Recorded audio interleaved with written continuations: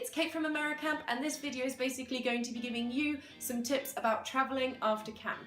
Now, included in your J1 visa, you have 30 days after your 9 weeks of working at camp to just travel around the entirety of the United States.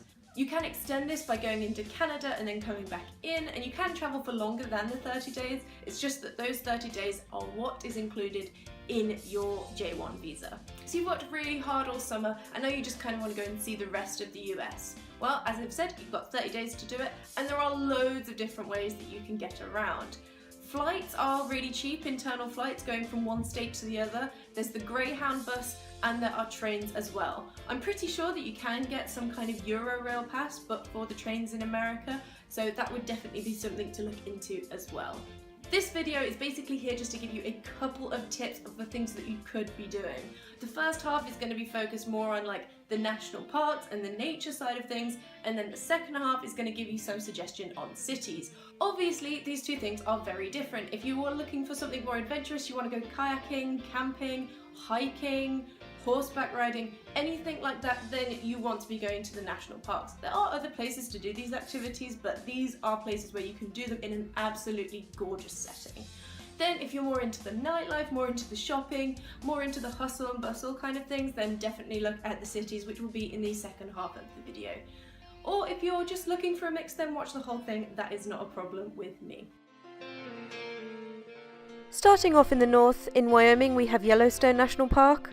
It's actually here that you can find the Grand Prismatic Spring, which is a lake that looks a little bit like a rainbow. And then across into California, we have Yosemite National Park. This is probably one of the most well-known national parks in the US. It's great for wildlife and a load of adventure activities. There are tours around Yosemite that can leave from San Francisco or various other cities, and from what Rome to Rio tells me, there is a bus that takes you most of the way there. Moving slightly north in California, we have Redwoods National Park. I couldn't find a picture that really showed how beautiful this place was. I went there myself when I was younger, and the trees are massive, and it's just such a nice forest to walk around and explore.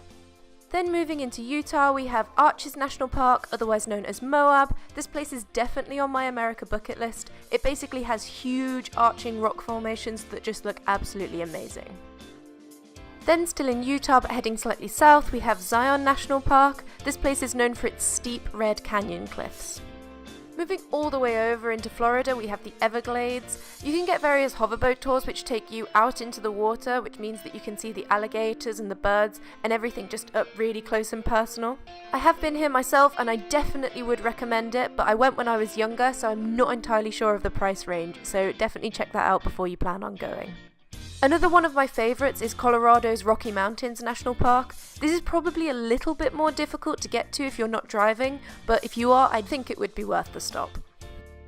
Moving down into Arizona, we have the Grand Canyon, obviously known as one of the 7 wonders of the world. I would definitely go and see this. You can get the train, or you can drive there. I'd recommend the train just because on the way back, from what I remember, some cowboys kind of came along and pretended to heist the train, which is pretty cool. In California, there's San Francisco. This is a really lively city, known for its Golden Gate Bridge, its LGBT scene, its pretty steep hills, and Alcatraz, an old prison on an island. Still in California, we have Los Angeles. This is obviously known for Hollywood and for shopping, but if you're looking for something a little bit different, I'd recommend Santa Monica. It has some nice beaches where you can learn to surf, there's a pier with some attractions, and it has some pretty cool street art as well. Moving over into Florida, we have Miami. This place is obviously known for its beaches. It's great for surfing, but it's also great for scuba diving as well, and apparently has over 50 shipwrecks. Moving north in Florida, we have Orlando. Obviously known for its theme parks, it has over a dozen. Aside from the well-known ones, I would recommend Blizzard Beach Water Park. It's awesome and has one of the biggest water slides in the world. It can get quite expensive in Orlando just because you are visiting theme parks quite a lot, but there are other things to do and I definitely think it'd be worth the stop. In between Maryland and Virginia, we have Washington DC, the capital of the US. If you're really into the history, I would recommend going here. It's obviously home to the White House and many historical monuments as well. Then, of course, we have New York. There's so much to do in the city. There's the Statue of Liberty, there's Broadway, there's shopping, you can go up the buildings and see the skyline, there's Central Park, there's Times Square. There is so much to do. And if you don't want to do this on your own, then AmeriCamp run an after party New York tour, which includes 4 nights accommodation and entry to some of New York's biggest attractions. I also just thought I'd mention that from New York you can catch a flight, a train or a bus to Niagara Falls, which once you get there you can look at from the viewpoints or you can get a boat tour onto the water. So I hope that was helpful for you in thinking about what you want to be doing after your camp experience. I hope you have an amazing time. Tell me whether you want me to make more travel tips, whether you want me to make an America bucket list, or whether you want me to talk more about the camp experience. Please like and subscribe, and I hope you have an awesome time in whatever you decide to do in your travels after camp.